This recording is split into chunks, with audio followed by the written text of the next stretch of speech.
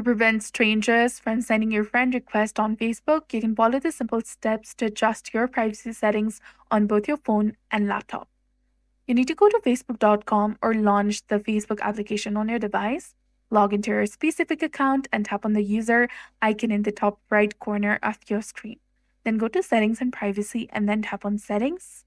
From this page, you need to go ahead and scroll down and tap on Audience and Visibility. Then after, tap on How People Can Find and Contact You. From this page, you need to tap on Your Friends section where you'll find the option of who can send you friend request.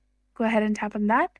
Now you'll get two different options of everyone and friends of friends. So go ahead and select friends of friends. Sometimes you also get the option of only me. This setting restricts friend requests to only those who share mutual friends with you. And you can decide whether to add that specific person on your Facebook or not. In the same page, you can go to how people can find you or contact you, and then select the options according to your preference. So that's it for this video. I hope you found this video helpful. If you did, please like, share, and subscribe. Thanks for watching. We'll see you again in the next one.